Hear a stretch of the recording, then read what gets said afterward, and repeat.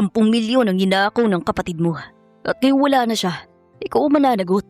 Magsuot ka ng gown, Andrea. Dahil ikaw ang papalit sa kanya sa altar. Si Travis Alvarez, bilyonaryo, makapangyarihan, pero inindyan sa sariling kasal. Hindi lang siya iniwan ng bride niyang si Sandra. Ninakawan pa siya ng 10 milyong piso. Travis, pakiusap. Wala akong alam sa ginawa ni ate. Huwag mong gawin sa akin to. Wala akong pakialam. Consider yourself sold, Andrea. Magiging asawa kita. Pero huwag kang aasang makukuha mo ang puso ko. Ang dating lihim na paghanga ni Andrea sa asawa ng kanyang kapatid, magiging isang buhay na madilim na mundo. Paano ka magsisilbing substitute wife sa isang lalaking galit ang tanging nararamdaman para sa iyo? Huwag kang iiyak, Andrea. Ginusto niyo to. Sisiguraduhin kong bawat sentimo kinuha ng kapatid mo, pagbabayaran mo, gabi-gabi. Isang kwentong punong-puno ng drama, selos at matinding kilig. Panoorin ang buong kwento ng Substitute Wife, ang kabayaran sa bilyonaryo. Iurong mo ng kasal, Travis. Hindi na kita mahal. Parang isang malamig na tubig na ibinuhos kay Travis Alvarez, ang boses ni Sandra sa kabilang linya. Nakatayo ang binata sa harap ng malaking salamin ng kanyang suite. Suot ang isang mamahaling tuxedo na nagkakahalaga ng milyong-milyon. Ngunit sa sandaling yon, naramdaman niya ang pinakamura at pinakahamak na lalaki sa mundo. Sandra, anong biro to? 5 oras na lang at magsisimula ng seremonya ng kasal natin. Mahinahon ngunit may panginginig na sagot ni Travis. Kung kinakabahan ka, normal yan. Pupuntahan kita. Wag kang pupunta rito. Mabilis na putol ni Sandra. May narinig siyang mahinang tawa ng isang lalaki sa background ng tawag. At doon ay parang gumuho ang mundo ng binata. Wala na ako sa bansa, Travis. Kasama ko si Mark. At pasensya na, kinuha ko na rin ang 10 milyong piso sa joint account natin. Consider it, may exit fee sa 3 taong pagkulong mo sa akin sa relasyong ito. Saad ni Sandra bago pinutol ang tawag. Nabitawan ni Travis ang kanyang cellphone. Ang 10 milyon ay barya lang para sa isang bilyonaryong tulad niya. Pero ang dignidad niya, ang tiwala niya, yun ang ninakaw na hindi na maibabalik. Eksaktong bumukas ang pinto at pumasok ang nakababatang kapatid ni Sandra na si Andrea. Suot nito ang isang simpleng bridesmaid dress. Maputla ang mukha nito at nanginginig ang mga kamay. Kuya Travis? Bulong ni Andrea. Nakaalis na si ate. Patawarin mo kami. Humarap si Travis sa kanya. Wala nang luha sa mga mata ng bilyonaryo, kundi isang purong puot at galit na parang apoy na handang tumupok. Humakbang siya hanggang sa maisandig ang dalaga sa pader. Amoy na amoy ni Andrea ang mamahaling pabango ni Travis na hinaluan ng panganib. Patawad, Andrea. Alam mo kung gaano karaming high-profile guest ang nasa labas? Ang mga investor ko, ang media, ang pamilya ko. Lahat sila ay naghihintay na makakita ng isang kasal. Mariing sabi ni Travis. Babayaran namin ng pera. Magtatrabaho ako. Naiiyak na sagot ni Andrea. Hindi niya kayang tingnan ang mga mata ni Travis na dati ay puno ng kabaitan, pero ngayon ay parang magwawala sa galit. Isang mapait na ngisi ang gumuhit sa labi ni Travis. Hinawakan niya ang baba ni Andrea at itiningala ito. 10 milyon ang ginakaw ng kapatid mo at ang pangalan kong nakataya rito. Sa tingin mo ba ay sapat ng pagtatrabaho bilang isang hamak na assistant? Anong gusto mong gawin ko? Inilapit ni Travis ang kanyang muka sa tenga ni Andrea. Magsuot ka ng gown. Ayusin mo mukha mo. Ngayong araw, magaganap ang kasal. Pero hindi si Sandra ang papasok sa simbahan, kundi ikaw. Nanlaki ang mga mata ni Andrea. Hindi maaari. Hindi kita mahal, Travis. At lalong, hindi mo ko mahal. Wala akong pakialam sa pag-ibig, Andrea. Ang kailangan ko ay asawa na magsisilbing kabayaran sa lahat ng utang ng pamilya niyo. Magpakasal ka sa akin o sisiguraduhin kong sa kulungan ang tuloy ng mga magulang mo dahil sa pakikipagsabuatan sa kapatid mo. Babili ka. Ang puting gown na to o ang orange na damit sa loob ng rehas. Sa harap ng galit ng isang bilyonaryong Inindyan, alam ni Andrea na wala siyang takas. Ito na ang simula ng kanyang madilim na buhay sa kamay ng lalaking dapat ay magiging bayaw niya lang. Ang tugtog ng musika ay nagsimulang umalingaw-ngaw sa loob ng simbahan. Ngunit para kay Andrea, tila ito marcha patungo sa kanyang sariling madilim na mundo. Nakababa ang manipis na belo sa kanyang muka. Sapat na upang hindi agad mahalata ng mga bisita na hindi siya ang orihinal na bride. Ang kanyang mga kamay na mahigpit na nakahawak sa bouquet ng mga puting rosas ay nanginginig ng husto. Sa dulo ng altar, nakatayo si Travis. Tuwid na tuwid, batikas at may mukhang tila inukit sa bato. Walang bakas ng ngiti sa kanyang mga labi. Habang naglalakad si Andrea, ramdam niya ang mapanuring tingin ng mga negosyante at matataas na tao sa lipunan. Nang makarating siya sa harap ni Travis, kinuha ng bilyonaryo ang kanyang kamay. Hindi ito mahinhin. Ang hawak ni Travis ay mahigpit, tila isang babala. "Huwag kang mangahas na manginig, Andrea." Bulong nito sa isang boses na siya lang ang makakarinig. "Galingan mong pag-arte kung ayaw mong ipakaladkad ko ang mga magulang mo ngayon din." Nagsimula ang seremonya. Bawat salita ng pari ay parang sampal kay Andrea. Nang dumating ang oras ng palitan ng pangako, halos hindi lumabas ang tinig ni Andrea. I do.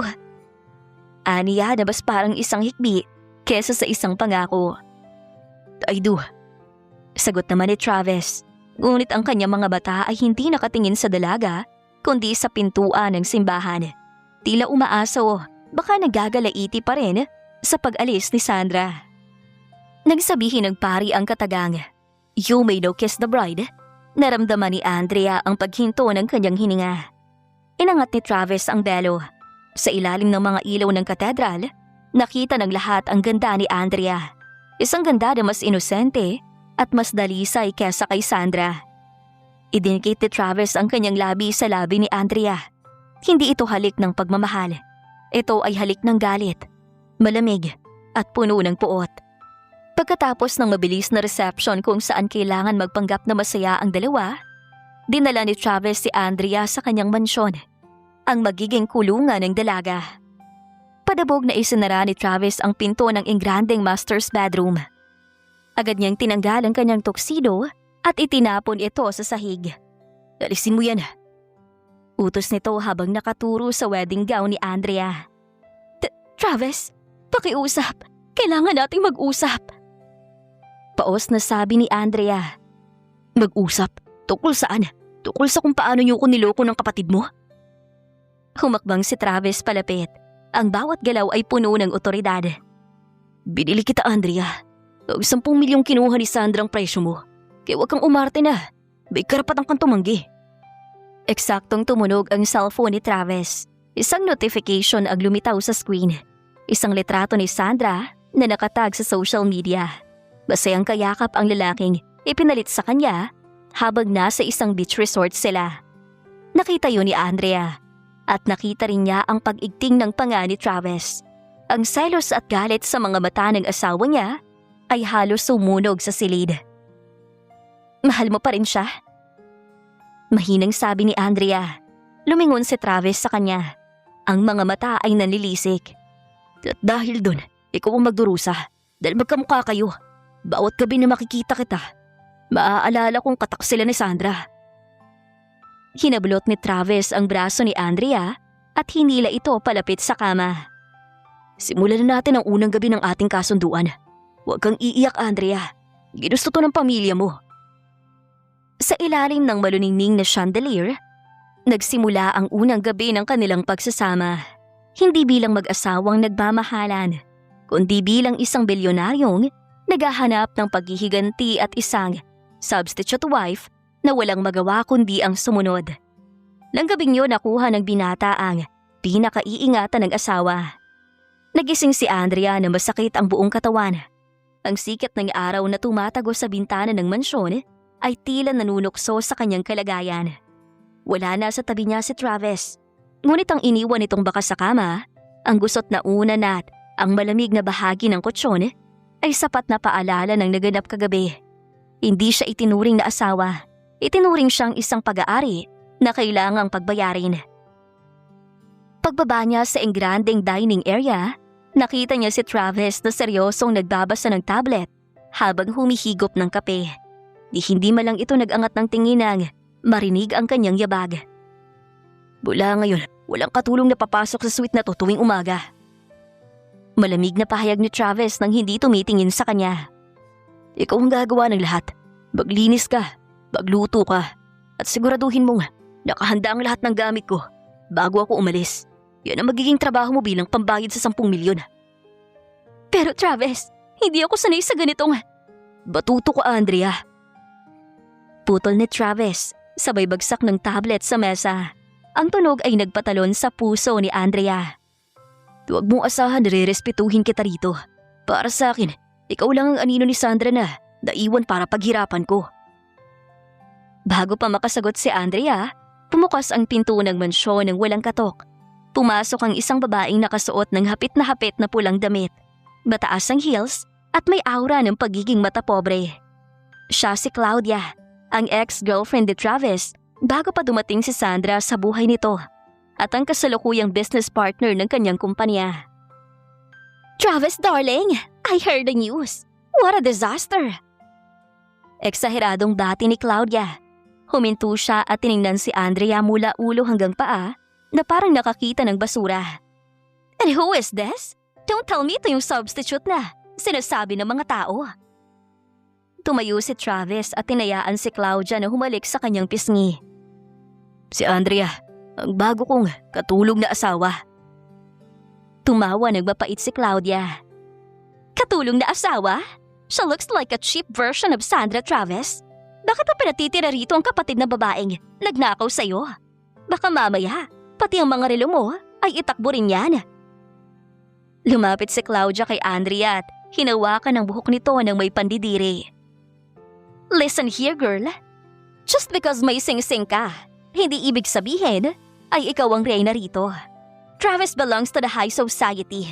At ikaw, mukha kang ligaw na pusa na napulot lang sa kalsada.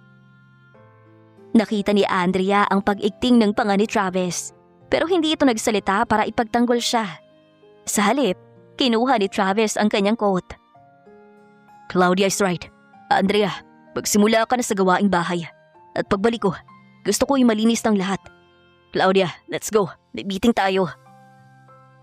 Bago lumabas, sinadyang pungguin ni Claudia ang balikat ni Andrea. Huwag kang masyadong kampante, Andrea. Hindi magtatagal. Ikaw mismo ang lalayas dito.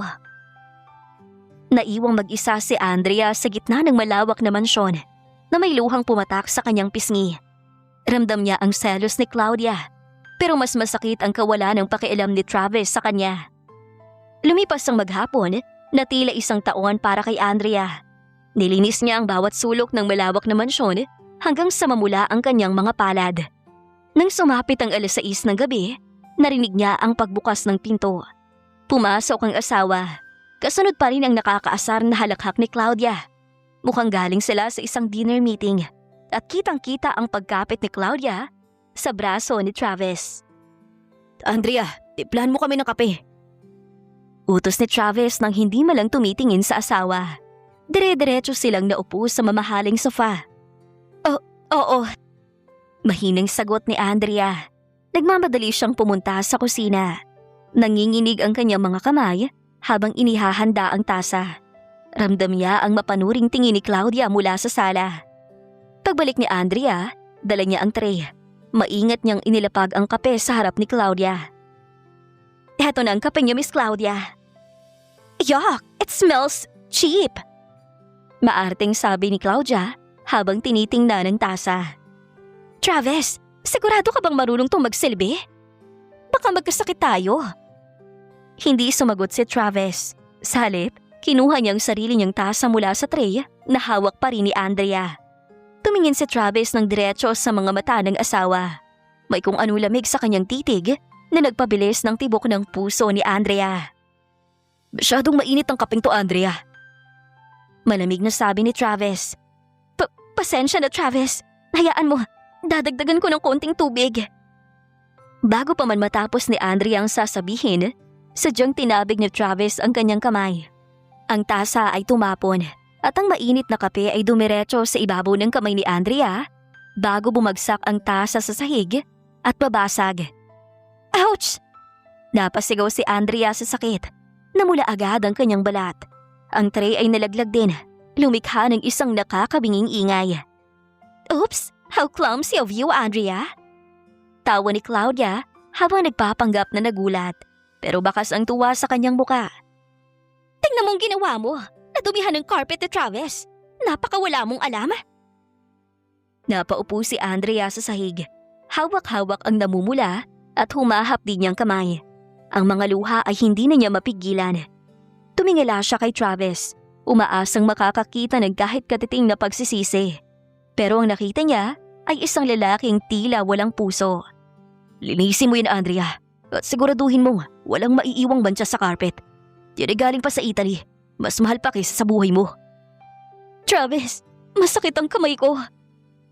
Pagmamakaawa ni Andrea, lumuhod si Travis ng bahagya upang mapantayan ang mukha ni Andrea. Hinawakan niya ang baba ng asawa ng mahigpit. Pilit itong pinapaharap sa kanya. Masakit? Mas masakit ang ginawa ng kapatid mo sa akin, Andrea. Dito, pasimula pa lang to. Huwag kang iiyak sa harap ko dahil hindi tatalabang drama mo. Tumayo si Travis at hinalos ang buhok ni Claudia na parang walang nangyari. Let's go to the study room, Claudia. Masyadong mabaho ang amoy ng kape rito dahil sa kapabayan ng asawa ko. Naiwan naman si Andrea na mag-isang namimilipit sa sakit sa gitna ng sala. Habang pinupunasan niyang kape sa carpet gamit ang nanginginig niyang kamay, bawat patak ng kanyang luha ay humahalo sa mantsa. Ngunit sa likod ng sakit, isang determinasyon ang nagsisimulang mabuo. Kailangan niya magtiis hanggang sa mabayaran niya ang lahat, kahit paubusin siya ni Travis Alvarez. Hindi nakatulog si Andrea ng gabing yon. Ang palto sa kanyang kamay mula sa natapong kape ay tila kumikirot kasabay ng bawat tibok ng kanyang puso. Idagdag pa ang pagod sa paglilinis ng buong mansyon at ang bigat ng emosyon. Bumigay ang kanyang katawan.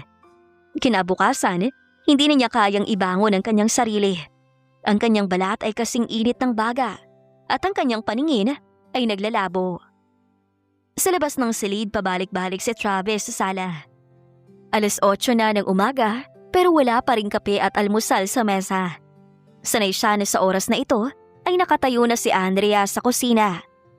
Nakayuko at handang tumanggap ng kanyang mga utos. Andrea, dasan ka na? Sigaw ni Travis mula sa dining area, ngunit walang sumasagot. Andrea, wag mo akong subukan. Hindi dahil asawa kita, ay may karapatan ka na magpabaya. Dahil sa galit, tinungo ni Travis ang silid ni Andrea at marahas na binuksan ang pinto. Bumangon ka riyan! Natigil ang kanyang pagsigaw nang makita ang dalaga. Nakabaluktot si Andrea sa ilalim ng manipis na kumot. Nanginginig at namumutla. Ang kanyang paghinga ay mababaw at mabilis. Lumapit si Travis. Ang inis ay napalitan ng kuryosidad na may halong kaba. Hinawakan niya ang noo ni Andrea at agad siyang napabitiw. Ang init mo. Bulong niya.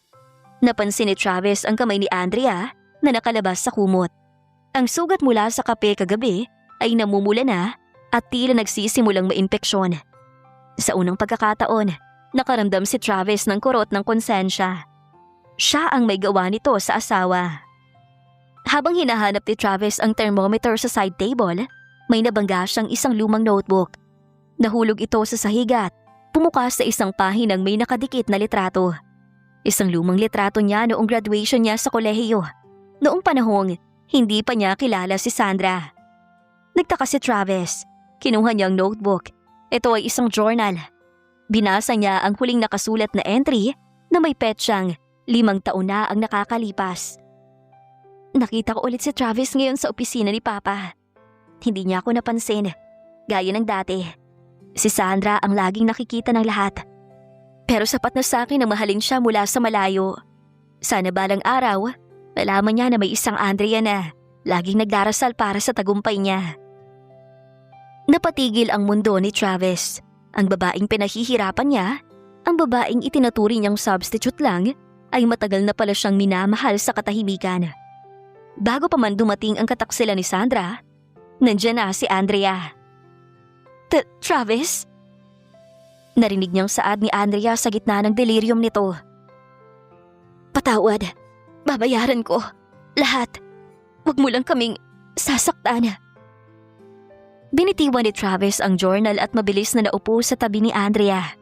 Binuhat niyang ulo nito at dahan-dahang pinainom ng tubig. Ang matigas na pader sa puso ni Travis ay tila nagkaroon ng lamat. Bakit hindi mo sinabi? Bulong ni Travis habang pinupunasan ng pawis sa noo ng asawa. Bakit hinayaan mong tratuhin kita ng ganito kung mahal mo pala ako?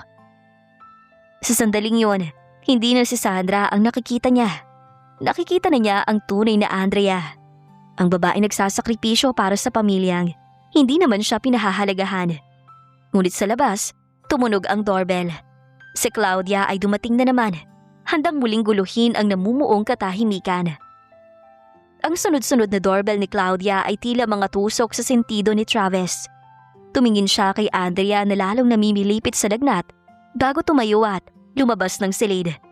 Pagbukas niya ng pinto, bumungad ang nakangiting mukha ni Claudia, dalang isang branded na paper bag. Travis darling, I brought your favorite brunch. I figured since your maid wife is probably too lazy to cook today. Umalis ka na, Claudia. Putol ni Travis. Ang boses niya ay mababa, ngunit puno ng babala. Natigilan si Claudia. Ang kanyang ngiti ay dahan-dahang napalitan ng pagkalito. What? Pero may meeting tayo online with the investors later. I thought we could prepare together. I-reschedule mo ang meeting. Hindi ako makakaalis at hindi ako tatanggap ng bisita ngayon. Mariing sagot ni Travis. May sakit si Andrea. Kailangan niya ng mag-aalaga.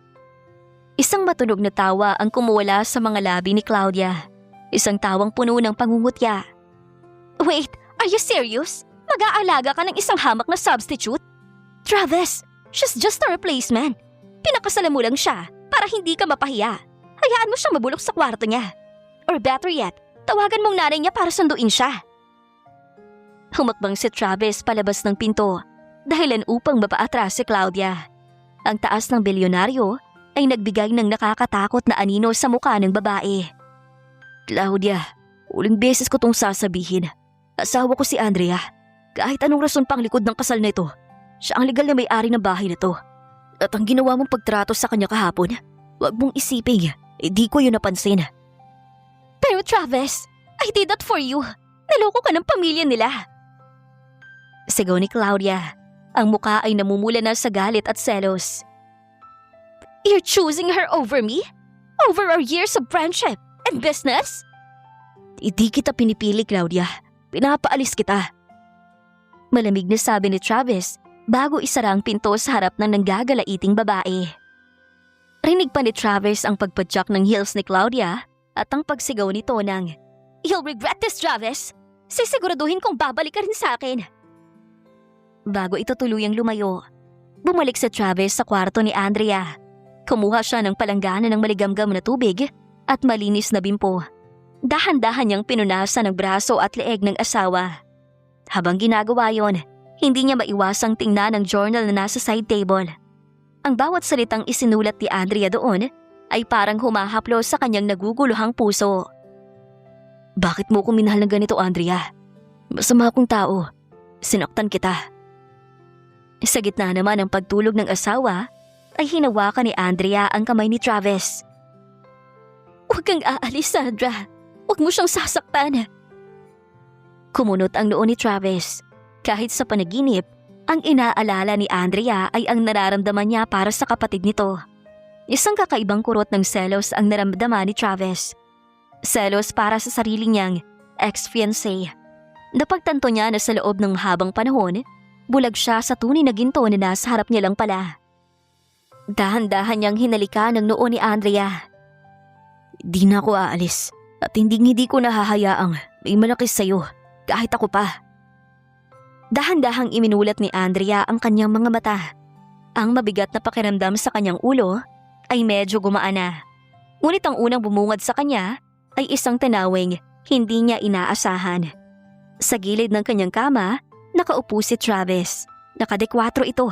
Medyo gulo ang buhok at nakapikit ang mga mata habang nakasandal sa headboard. Ang sleeves ng kanyang mamahaling polo ay nakatupi hanggang siko, at may hawak pa itong basang bimpo. Inilagaan niya ba ako? Tanong ni Andrea sa kanyang sarili. Sa bahagyang paggalaw ni Andrea, nagising si Travis. Agad itong tumuwid ng upo at tiningnan siya ng may halong pag-aalala na. Pilit itong itinatago. Gising ka na, inumin mo to. Utos ni Travis sabay abot ng baso ng tubig at gamot. Travis, bakit ka narito? Nasaan si Claudia? Mahinang tanong ni Andrea. Pinaalis ko siya at huwag mo siyang alalahanin. Hindi na siya makakapasok dito nang basta-basta lang. Sagot ni Travis. Kinuha niya ang kamay ni Andrea, ang kamay na napaso, at tiningnan ang benta nito. Masakit pa ba? Nagulat si Andrea sa lambot ng boses ng asawa. Medyo okay na. Salamat. Tumayo si Travis at lumakad patungo sa bintana. Nabasa kong journal mo, Andrea. Tila tumigil ang pagtibok ng puso ni Andrea. Namula ang kanyang pisngi hindi dahil sa lagnat, kundi dahil sa hiya. Travis, yun ay, matagal na yun. Bata pa ako noon. Huwag mong isiping. Bakit hindi mo sinabi sa akin na matagal mo na akong kilala? Na minahal mo ko, bago pa man naging kami ng kapatid mo. Humarap si Travis, at sa pagkakataong ito, wala na ang puot sa kanyang mga mata. Sana nalaman ko agad. Di sana, hindi kita nasaktan ng ganito. Hindi nakasagot si Andrea. Ang katahimikan sa pagitan nila ay naputol nang biglang tumunog ang intercom ng mansyon. Isang tawag mula sa security sa lobby. Sir Travis, may iniwan pong envelope si Miss Claudia. Sabi niya, basahin niyo raw po agad dahil itong regalo niya para sa inyong bagong kasal. Sabi ng guard sa kabilang linya. Pinakuha ni Travis ang envelope at nang buksan niya ito sa harap ni Andrea, bumagsak ang ilang dokumento at isang sulat na may pabango ni Claudia. Binasa ni Travis ang sulat ng malakas. Travis, kung akala mo'y ganun lang kadaling itaboy ako para sa babaeng yan, nagkakamali ka. Lahat ng investors na hawak ko ay hihilahin ko palabas ng Alvarez Group. In 1 week, babagsak ang kumpanya mo. Maghanda ka.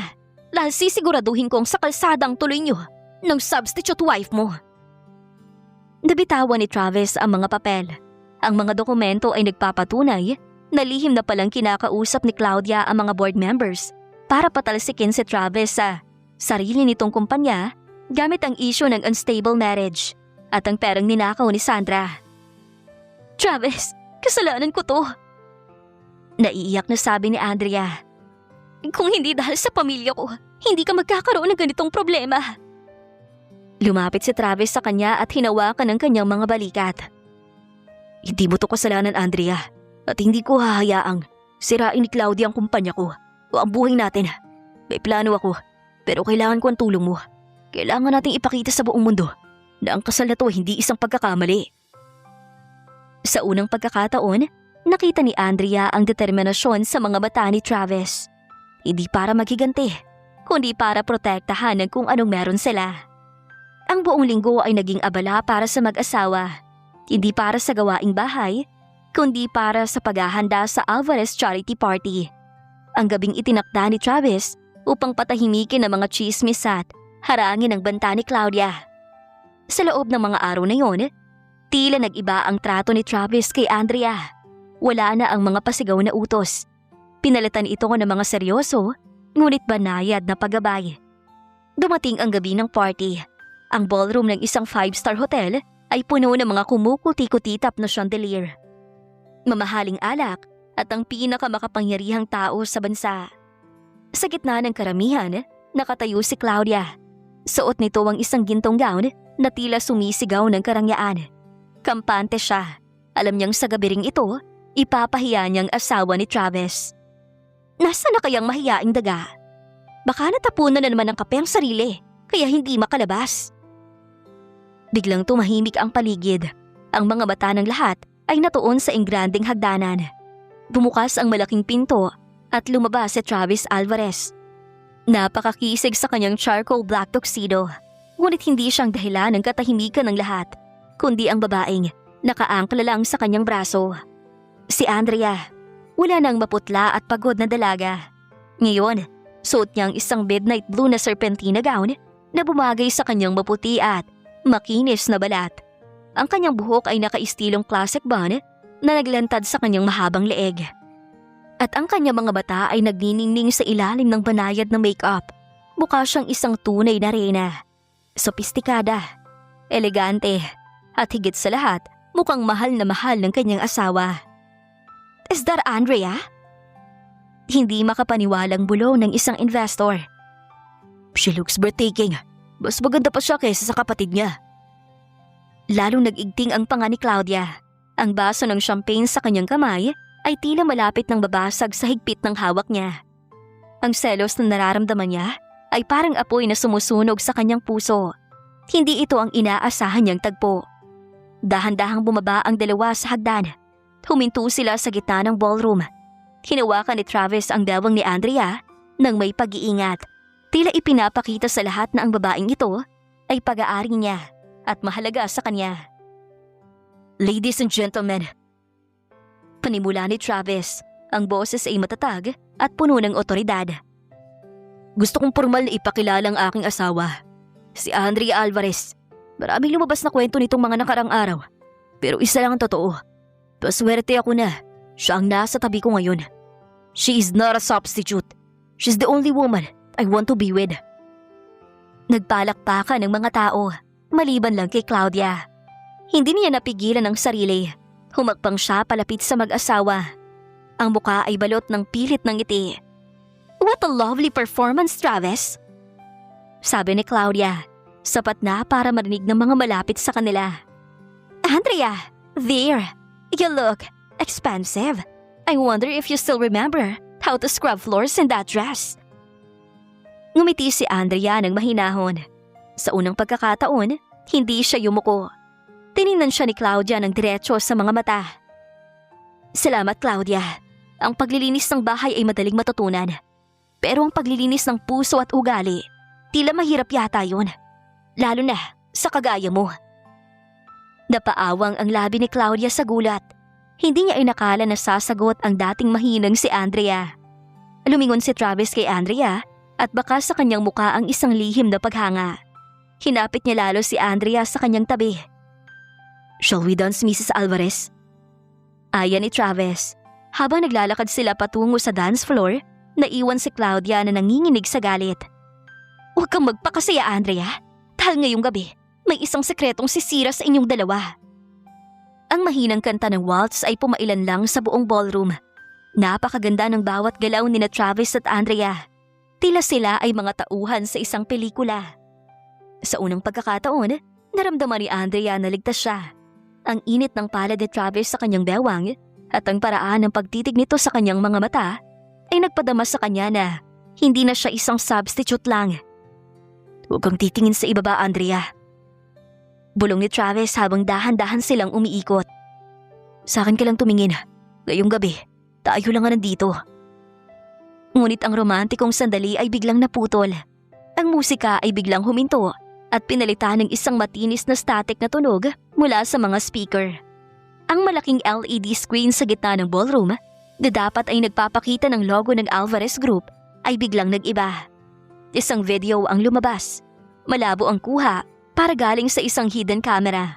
Pero malinaw na nakikita ang mga mukha ni Sandra at Andrea sa loob ng isang madilim na silid. Ang kanilang bahay bago ang kasal. Andrea, kailangan kong 10 milyon. Sabi ng boses ni Sandra sa video. Alam ko ate, gagawin natin ang plano. Pakakasalan ko si Travis para hindi siya makahabol sa iyo habang tumatakas ka. Sagot ng boses ni Andrea sa video. Tumigil ang mundo ni Andrea. Alam niyang hindi niya sinabi ang mga salitang yon. Ang video ay sadyang pinagtagpi-tagpi at inedit para palabasin na kasabwat siya sa krimen ng kanyang kapatid. Nagsimulang magbulungan ng mga bisita. Ang mga flash ng kamera ng media ay walang tigil na tumatama sa mukha ni na Travis at Andrea. Ang mga investor na kanina lang ay humahanga, ay ngayon ay puno ng pandidiri at pagdududa. So, it was a trap all along? Sigaw ng isang board member. Pinakasalan mo ang babaeng magnadako sa'yo, Travis. Pinaglalaroan niyo ba ang kumpanya? Dahan-dahang binitawan ni Travis ang dawang ni Andrea. Ang init ng kanyang hawak ay napalitan ng isang nakakakilabot na lamig. Tumingin siya sa screen, pagkatapos ay kay Andrea. Ang kanyang mga mata na kanina lang ay puno ng lambot, ay muling naging matigas na parang bakal. Travis, hindi totoo yan! Inedit ang video na yan! Pagmamakaawa ni Andrea, ang kanyang boses ay nanginginig. Hindi ko magagawa sa'yo yan. Alam mo kung gaano kita kamahal. Mahal?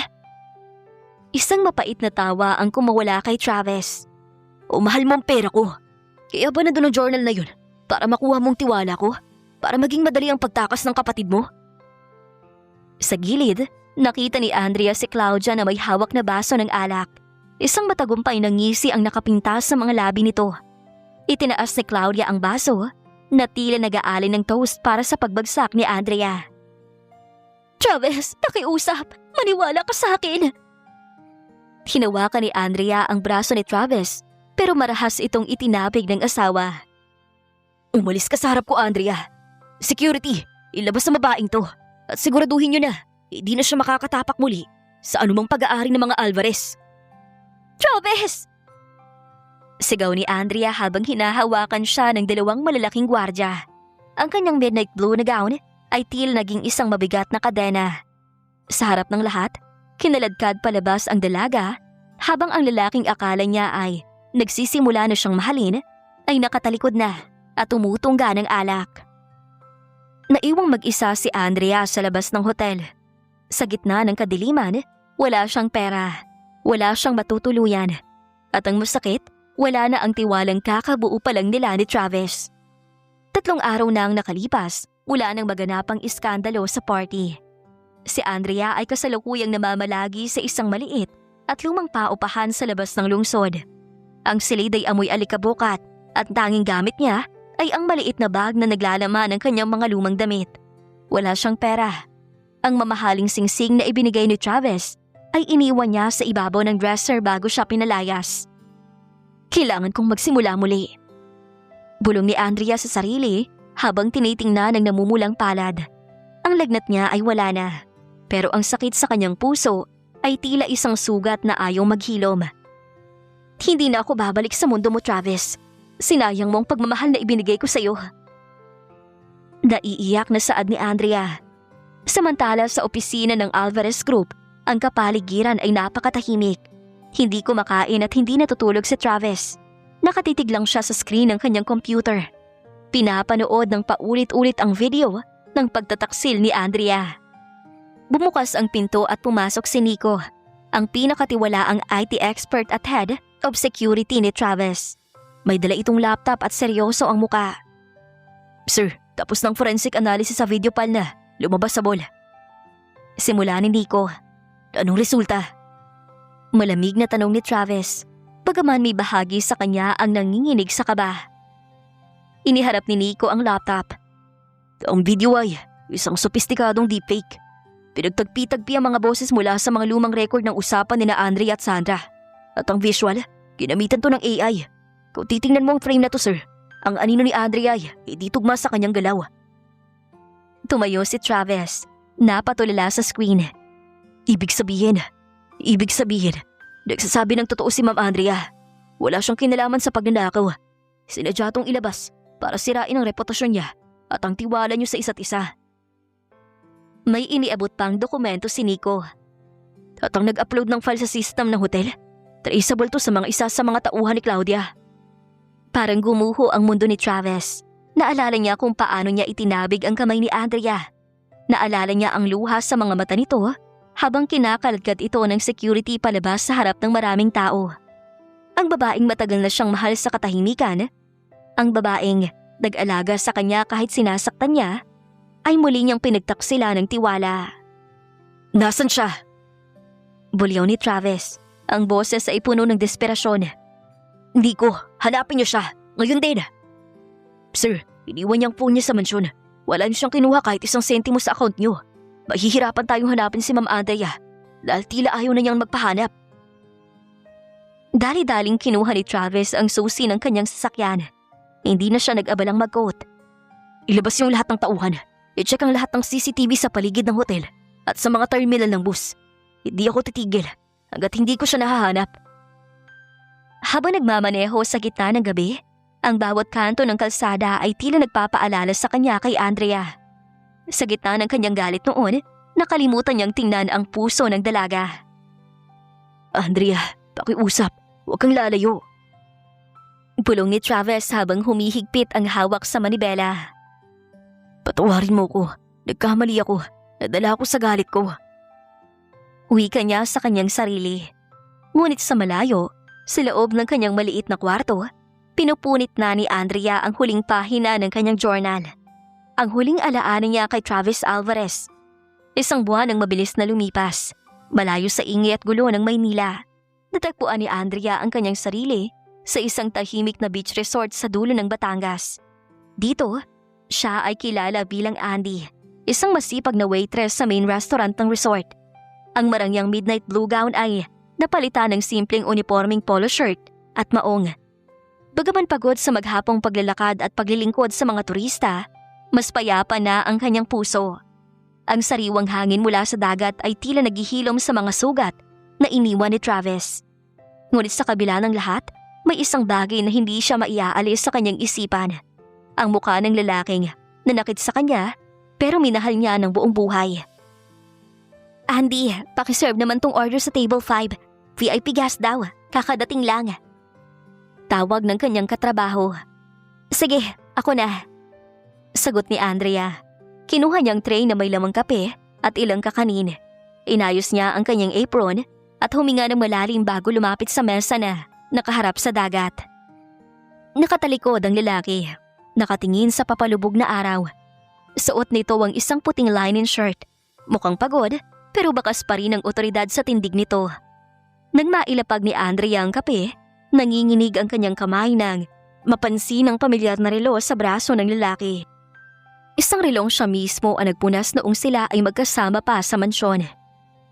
Your coffee, sir. Mahinang sabi ni Andrea. Pilit na itinatago ang panginginig ng kanyang boses. Dahan-dahang lumingon ang lalaki. Nanigas si Andrea sa kanyang kinatatayuan. Ang basong hawak niya ay halos mahulog nang magtagpo ang kanilang mga mata. Andrea. Bulong ni Travis. Ang mga mata nito ay namumula. May malalim na itim sa ilalim. Tila hindi nakatulog ng ilang linggo. Ang matikas at mapagmataas na bilyonaryo ay mukhang tinalo ng panahon. Tumayo si Travis. Ang kanyang mga mata ay puno ng emosyon, pagsisisi, pangungulila at takot. Paano mo ko nahanap? Hakbang paatras ni Andrea. Umalis ka na, Travis. Wala na tayong dapat pag-usapan. Ibinigay ko na sa iyong lahat, pati ang dignidad ko. Ano pa bang kailangan mo?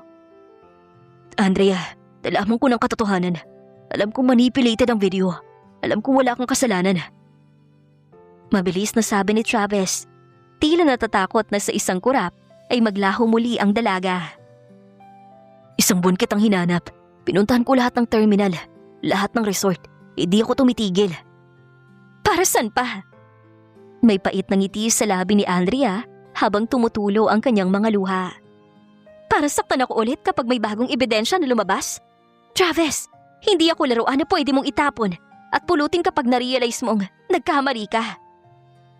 Humakbang palapit si Travis at sinubukang hawakan ng kamay ni Andrea pero umiwas ang dalaga. Patawarin mo ko, Andrea. Sobrang sama ko. Nabulag ako ng galit kay Sandra kaya hindi ko nakita ang halaga mo. Pero nung nawala ka, doon ko naramdaman na hindi lang pala kita substitute. Ikaw ang kailangan ko. Ikaw ang asawa ko. Hindi mo ko asawa, Travis. Binili mo lang ako para pagbayarin sa utang ng kapatid ko. Sagot ni Andrea bago tumalikod. Tapos na ang shift ko. Pakiusap. Iwanan mo na ako. Habang naglalakad palayo si Andrea, hindi siya hinabol ni Travis. Ngunit narinig niya ang sigaw nito na umalingaw-ngaw sa dalampasigan. Hindi ako aalis dito na wala ka, Andrea. Maghihintay ako kahit gaano katagal. Gagawin ko ang lahat para makuha muli ang tiwala mo. Kinabukasan, akala ni Andrea ay panaginip lang ang pagpapakita ni Travis sa resort. Inasahan niyang paggising niya ay wala na ang mamahaling sasakyan nito sa parking lot. Ngunit laking gulat niya nang lumabas siya ng stop quarters at makita ang isang pamilyar na bulto sa may dirty kitchen ng resort. Si Travis Alvarez, Ang lalaking may-ari na naglalakihang gusali sa Makati ay kasalukuyang nakasuot ng simpleng t-shirt at shorts. May hawak na walis at seryosong nagwawalis ng mga tuyong dahon sa paligid ng mga cottage. Anong ginagawa mo rito? Malamig na tanong ni Andrea habang nakapamewang. Tumigas si Travis at pinunasan ng pawis sa kanyang noo gamit ang kanyang braso.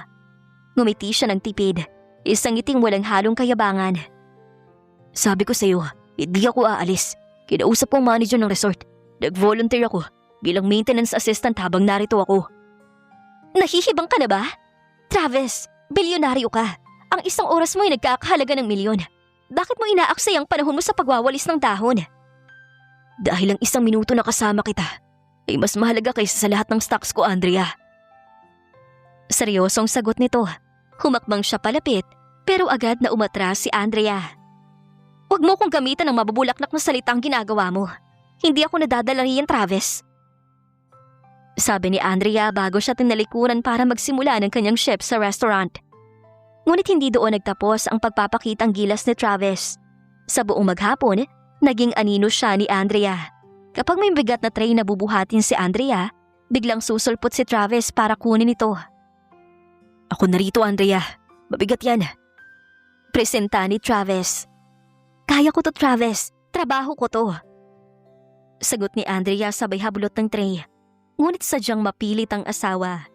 Kahit ang paglilinis ng mga mesa pagkatapos kumain ng mga turista ay pinapakialaman nito. Hindi nagtagal, naging usap-usapan sa resort ang gwapong assistant ni Andy. Maraming babaeng turista ang panay ang dakaw tingin kay Travis at ang iba ay sadyang nagpapahulog ng tissue, kutsara para lang mapansin ito. Excuse me sir, pwede bang pakicheck yung shower sa room namin? Parang sira kasi eh. Sabi ng isang turistang babae na may suot na hapit na kasuotan. Habang may mapanuksong tingin, nakita ni Andrea ang eksena mula sa malayo. Inaasahan niyang gagamitin ni Travis ang kanyang charm, pero nagkamali siya. I'm sorry miss, I'm only here to assist my wife. Matigas na sagot ni Travis habang nakatingin ng diretso kay Andrea. If you have concerns, please go to the front desk. Seryosong saad ni Travis sa napahiyang babae. Nang mag-break si Andrea, naupo siya sa ilalim ng puno ng niyog. Hindi nagtagal, lumapit si Travis dalang isang baso ng malamig na buko juice. Umalis ka na, Travis. Pinapahirapan mo lang ang sarili mo. Sabi ni Andrea, kahit na sa totoo lang ay naaawa na siya sa itsura ng asawa. Ang kanyang mga palad na dati ay makinis ay mayroon ng bahagyang gasgas dahil sa pagbubuhat ng mga gamit sa resort. Dito paghihirap, Andrea. Mas mahirap yung gabi-gabing wala ka sa tabi ko at iniisip ko kung kumakain ka ba ng maayos o kung nasan ka natutulog. Mahinang sabi ni Travis. Lumuhod siya sa harap ni Andrea. Hindi alintana ang buhangin sa kanyang tuhod. Alam kong marami akong pagkakamali. Inapi kita. Pinag-isipan ng masama. Pero bigyan mo lang ko ng pagkakataong patunayan na mahal kita. Hindi bilang si Travis Alvarez, kundi bilang si Travis na asawa mo. Hindi ganun kadaling makalimot, Travis. Ang sakit na ibinigay mo, hindi yan mawawala ng isang linggong paglilinis ng resort. Alam ko, kaya maghihintay ako. 1 buwan, 1 taon, o kahit habang buhay pa yan. Paninindigan ni Travis. Tumayo si Andrea at iniwan ang baso ng juice. Habang naglalakad siya palayo, naramdaman niya ang panginginig ng kanyang mga tuhod. Ang pader na itinayo niya sa kanyang puso ay unti-unting nayayanig. Sa bawat beses na pinagtutulakan niya si Travis at nakikita niyang hindi ito sumusuko, lalong naguguluhan ang kanyang damdamin. Sa kabilang banda, hindi alam ni Travis na sa Maynila, nalaman na ni Claudia ang kanyang kinaroroonan. At ang babaeng yon ay hindi papayag na maging masaya ang dalawa. Ang katahimikan ng hapon sa resort ay nabasag nang isang kulay pulang sports car ang huminto ng pabigla-bigla sa harap ng lobby. Lumabas mula rito si Claudia, suot ang isang mamahaling designer dress at dark sunglasses. Sa kabilang bahagi, katatapos lang ni Travis na mag-ayos ng mga silya sa dalampasigan. Pawis na pawis siya, ngunit may bakas ng ngiti dahil nakita niyang tinanggap ni Andrea ang pagkaing itinabi niya para rito. Ngunit ang ngiting yon ay agad naglaho nang makita niya ang paparating na si Claudia. Travis! Sigaw ni Claudia na sapat na upang lumingon ng mga staff at ilang turista. Finally, I found you! Anong ginagawa mo sa lugar na to? Mukha kang basurero. Mabilis na lumapit si Travis at hinarang ang babae bago pa ito makalapit sa restaurant kung nasaan si Andrea. Anong ginagawa mo rito, Claudia? Sabi ko sa'yo, wala na tayong pag-uusapan. Tapos, oh no honey, we're just getting started. Nakangising sabi ni Claudia. Akala mo ba, hahayaan kitang magpakasaya sa probinsyang to, kasamang babae na yan pagkatapos ng lahat? Eksaktong lumabas si Andrea mula sa restaurant, dala ang ilang maruming pinggan. Natigilan siya na makita ang dalawa. Ang kaba sa kanyang puso ay muling bumalik. Andrea, perfect timing! Tawag ni Claudia sa kanya. Ang boses ay puno ng pait. Mabuti pa nga, marinig mo rin to, Travis. Hindi mo ko pwedeng iwan. Hindi mo pwedeng balikan ang babaeng to. Dahil, I'm pregnant. Magkakaanak tayo, Travis. Parang gumuho ang mundo ni Andrea sa kanyang nalaman. Ang mga pinggang hawak niya ay muntik ng malaglag. Tumingin siya kay Travis, naghahanap ng kasagutan, ng pagtanggi, ng kahit anong senyales na hindi ito totoo. Ano? Imposible! Isang beses lang tayo nagkasama nung lasing ako dahil sa ginawa ni Sandra. At alam ko walang nangyari sa ating Claudia. Huwag mo nga ako lukuhin. Talaga ba? Here, look at this. Inilabas ni Claudia ang isang ultrasound result mula sa kanyang bag at ibinagayway ito sa harap ni Travis at Andrea. 5 weeks, Travis. 5 weeks ng baby natin. Ngayon, itatabi mo pa rin ba ang ina ng anak mo para sa babaeng to? Nagsimulang magbulungan ng mga tao sa paligid. Ang mga katrabaho ni Andrea ay napatingin sa kanya ng may awa. Habang ang mga turista ay nagsimulang kumuha ng mga litrato. Andrea, makinig ka sa akin. Hindi to totoo. Pagmamakaawa ni Travis habang pilit na hinahawakan ang braso ni Andrea. Pero umiling si Andrea. Ang mga mata ay puno na ng luha. Hindi ko na alam kung sinong paniniwalaan ko, Travis. Sabi mo, magbabago ka. Sabi mo, ako lang. Pero bakit tuwing susubukan ko magtiwala, laging may ganitong lumalabas? Dahil hindi siyang para sa iyo, Andrea. Siya ay isang Alvarez. Ang buhay niya ay puno ng iskandalo at pera. Ikaw, isa ka lang pampalipas oras habang wala ang kapatid mo. Ngayon, ako ng legal dahil ako magdadala ng tagapagmana ni Travis. Umalis ka na rito, Claudia. Buliw ni Travis na halos mawala na ng kontrol sa galit. Kahit anong papel pang ipakita mo, hindi ko tatalikuran si Andrea. At sisiguraduhin kong malalaman kung totoo sa likod ng dokumentong yan. Go ahead! Investigate! Hamon ni Claudia. Pero sa ngayon, kailangan mong sumama sa akin sa Maynila. Ang board of directors ay naghihintay. Kung hindi ka sasama, tuluyan ang babagsak ang Alvarez Group dahil sa bagong iskandalong ito. Tiningnan ni Travis si Andrea. Ang kanyang mga mata ay nagsusumamo. Babalik ako, Andrea. Papatunayan ko sa'yo na nagsisinungaling siya. Pakiusap, huwag kang aalis. Ngunit hindi sumagot si Andrea. Nanatili lang siyang nakatayo habang pinapanood na hila-hila ni Claudia si Travis patungo sa kanyang kotse. Ramdam ni Andrea ang muling pagguho ng kanyang puso.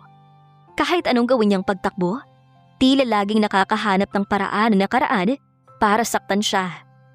Nang makaalis ang sasakyan, napaupo si Andrea sa buhanginan. Doon niya ibinuhos ang lahat ng luhang. Kanina pa niya pinipigilan. Akala niya ay nahanap na niya ang kanyang tahimik na kanlungan. Pero tila ba nakatadhana siyang maging substitute lang. Laging pangalawa. Laging nasasaktan.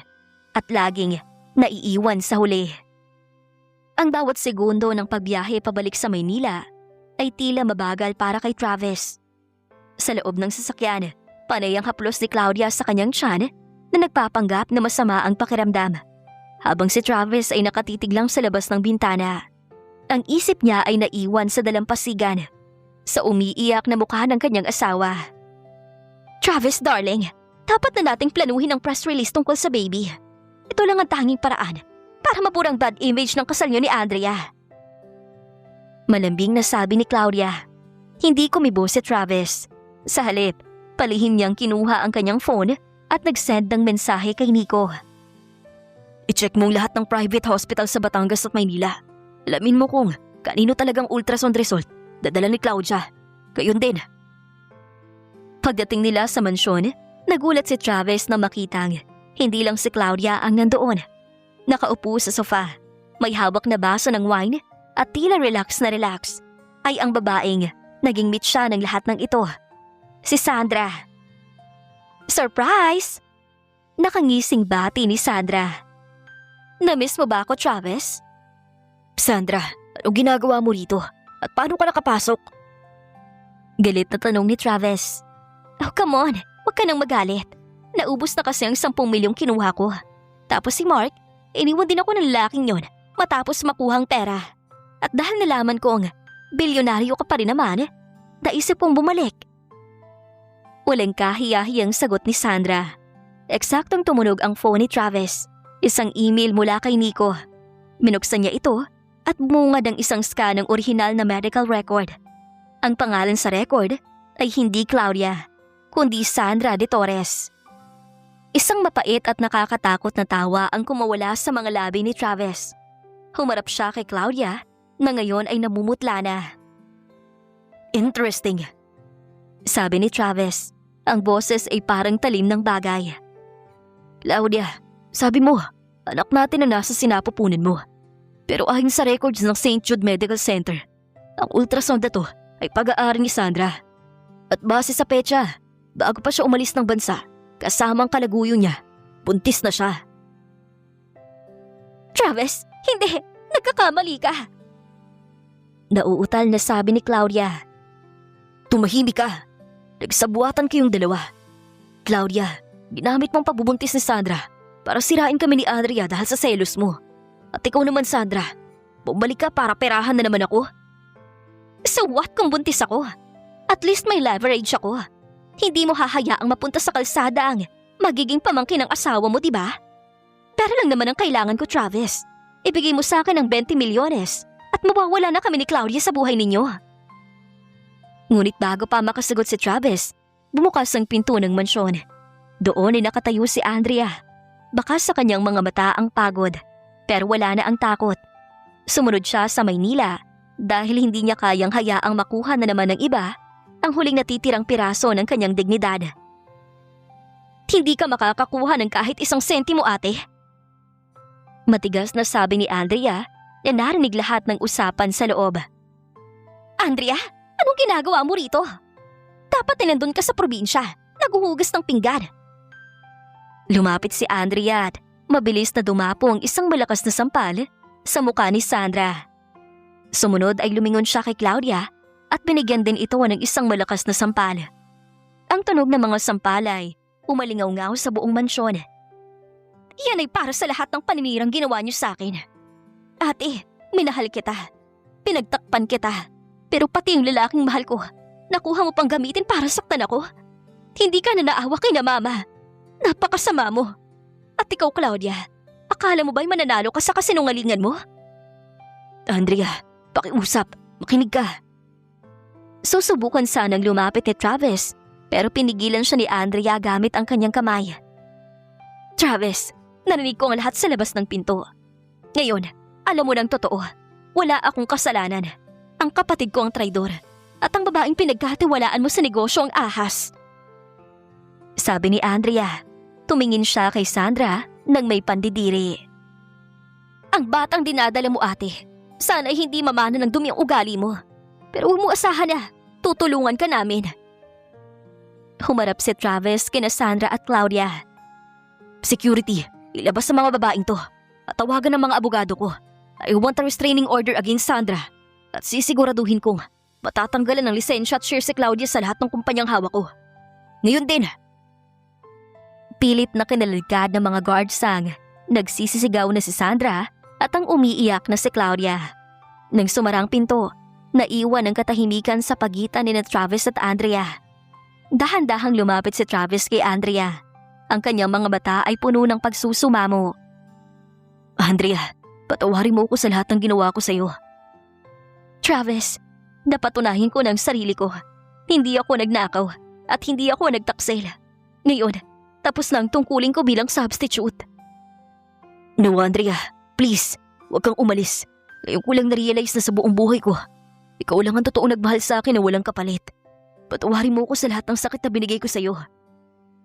Kailangan ko ng panahon, Travis. Hindi dahil nalaman kong totoo, ay okay ng lahat. Ang mga sugat sa puso ko, kailangan pang maghilom. Mahal kita, Travis, at mananatili akong asawa mo. Pero hayaan mo muna akong hanapin ang sarili ko. Mahinahong saad ni Andrea. Napayuko si Travis bago tinitigan ng asawa. Napatunayan niya na mahal na niya ito at handa niyang gawin ang lahat para muling bumalik ang tiwala ni Andrea sa kanya. Naghihintay ako, Andrea. Sabi ni Travis habang dahan-dahang idinidikit ang kanyang noo sa noo ni Andrea. Kahit gaano katagal, gagawin ko ang lahat para maging karapat-dapat muli sa'yo. 6 na buwan ang mabilis na lumipas mula ng gabing mabunyag ang lahat ng kasinungalingan ni Sandra at Claudia. Sa loob ng mga buwang yon, hindi naging madali para kay Travis. Hindi niya ginamit ang kanyang yaman para pilitin si Andrea na bumalik. Sa halip, ginamit niya ang kanyang panahon para ligawan itong muli. Araw-araw ay may bulaklak. Araw-araw ay may sulat. At higit sa lahat, araw-araw ay napatunayan niya ang kanyang katapatan. Lahat ay ginagawa niya para mapasaya lang ang kanyang asawa. At hindi siya nabigo dahil sa pagkakataong iyon ay napaoo niya si Andrea. At masaya silang bumalik sa Maynila na may pangako sa isa't isa na hinding-hindi na magkakahiwalay. Tuluyan ang umalis si Sandra patungo sa ibang bansa matapos bayaran ni Travis ang kanyang mga utang sa huling pagkakataon. Sa kondisyong hindi na ito muling magpapakita sa kanila. Si Claudia naman ay nawala ng posisyon sa kumpanya at tuluyang nabaon sa kahihiyan matapos lumabas ang balita ng kanyang panloloko. Ngayong araw, ang langit ay malinaw at ang simoy ng hangin ay puno ng halimuyak na mga sariwang bulaklak. Hindi na sa isang madilim na katedral ang kaganapan, kundi sa isang marangyang garden wedding na nakaharap sa dalampasigan. Sa mismong lugar kung saan muling nahanap ni Travis si Andrea. Nakatayo si Travis sa dulo ng altar, nagawa sa mga puting orchids at peonies. Walang bakas ng galit o puot sa kanyang muka. Tila isang bagong tao na puno ng liwanag. Nang magsimulang tumugtog ang paboritong kanta ni Andrea, bumukas ang pinto ng garden. Lahat ay napasinghap. Si Andrea ay naglalakad sa gitna ng aisle. Suot ang isang ivory lace gown na siya mismo ang nagdisenyo. Ang kanyang ngiti ay abot hanggang mga mata. At wala na ang bakas ng pagod o sakit. Hindi na siya ang mahiyaing babae. Siya na ang kumikinang na bituin ng gabing yon. Nang makarating siya sa harap ni Travis, kinuha ng asawa ang kanyang kamay. Hindi nang may pag-aalinlangan, kundi may kasamang halik at pangako. Andrea, Simula ni Travis, ang boses ay bahagyang nanginginig sa sobrang emosyon habang binabasa ang kanyang vows. sinimulan natin ang pagsasama natin sa maling paraan. Pinakasalan kita dahil sa galit at sinaktan kita dahil sa bulag kong paghihiganti. Pero sa gitna ng lahat ng gulo, ikaw ang naging tanging totoo sa buhay ko. Salamat sa hindi pagsuko sa akin kahit ako mismo ay sumuko na sa sarili ko. Hindi ka na substitute sa puso ko. Ikaw ang una, ang huli, at ang tanging reyna na buhay ko. Bahal na mahal kita, love. Tumulo ang luha ng kaligayahan sa mga pisngi ni Andrea. Travis, matagal kitang minahal sa katahimikan. Akala ko noon, ang magiging anino mo lang ay sapat na. Pero itinuro mo sa akin na karapat-dapat din akong mahalin ng tapat. Pinapatawad na kita sa lahat at buong puso kong tinatanggap ang bagong yugto ng buhay natin. Mahal na mahal kita. By the power vested in me, I now pronounce you husband and wife. You may now kiss the bride. Deklara ng opisyal. Dahan-dahang inilapit ni Travis ang kanyang muka kay Andrea. Ang halik na yon ay hindi na malamig o marahas. Ito ay isang matamis na halik na sumisigaw ng kalayaan at wagas na pagmamahal. Nagpalakpakan ang lahat ng mga bisita, kasabay ng paglipad ng mga puting kalapati sa himpapawid. Habang naglalakad sila palabas ng altar, magkahawak kamay at nakatingin sa magandang bukas. Alam ni Andrea na ang pagiging substitute wife niya noon ay naging tulay lamang para matagpuan ang tunay na kaligayahan. Wala nang 10 milyon, wala nang utang, at wala nang galit. Sa wakas, Ang kwento ni Travis at Andrea ay hindi na tungkol sa kabayaran, kundi tungkol sa pag-ibig na walang hanggan. 1 taon matapos ang kanilang engranding kasal, ang mansyon ng mga Alvarez ay hindi na ang dating malamig at tahimik na lugar ng isang masungit na bilyonaryo. Ngayon, ang bawat sulok nito ay puno ng buhay, hulay at higit sa lahat, pagmamahalan. Ang mga dating katulong na takot lumapit kay Travis ay ngayon ay nakangiti na dahil sa gaan ng loob na dala ni Andrea sa loob ng tahanan. Isang maagang umaga, habang ang sikat ng araw ay marahang humahalik sa balkonahe, abala si Andrea sa pag-aayos ng mga sariwang bulaklak. Hindi na siya ang mahiyaing babae na laging nakayuko. Ngayon, bawat kilos niya ay puno ng kumpiyansa at kagalakan.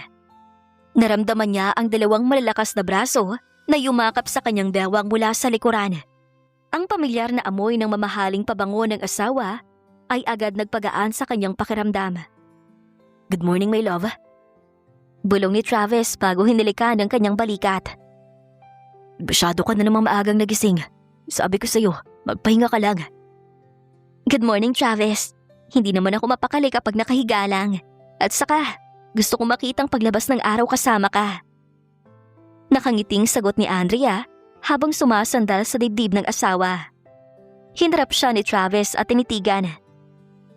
"Alam mo, hanggang ngayon ay hindi pa rin ako makapaniwala. Nung una, akala ko ay nawalan ako ng lahat dahil sa 10 milyong yun. Pero ngayon, napagtanto ko na yun palang pinakamagandang nangyari sa buhay ko. Dahil sa 10 milyong yun, nahanap kong kayamanang hindi kayang bilhin ng kahit anong pera. Yun ay ang pag-ibig mo, love." Ngumiti si Andrea, pero may kakaibang kinang sa kanyang mga mata. "Speaking of investment, Travis, meron akong gustong ibigay sa'yo.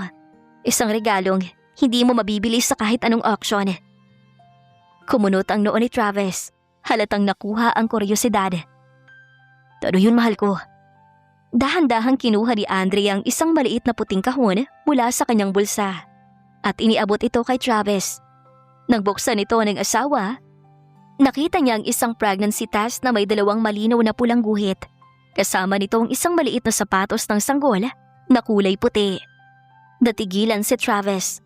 Unti-unting namasa ang kanyang mga mata habang nakatitig sa hawak na resulta. "Andrea, totoo ba to?" Nauutal niyang tanong. Tumango si Andrea habang tumutulo ang luha ng kagalakan. "Magiging daddy ka na, love. Magkakaroon na tayo ng sariling pamilya." Binuhat ni Travis si Andrea at masayang inikot-ikot sa hangin habang tumatawa. Ang tunog ng kanyang halakhakay umalingaw-ngaw sa buong mansyon. Isang tunog ng purong kaligayahan. "Pangako, Andrea, na ang batang to ay lalaking puno ng pagmamahal. Hindi ko hahayaang baranasan niyang sakit na pinagdaanan natin. Poprotektahan ko kayo ng buong buhay ko. Maraming salamat sa pagmamahal at regalong binigay mo sa akin, love. Mahal na mahal kita." Buong puso na saad ni Travis.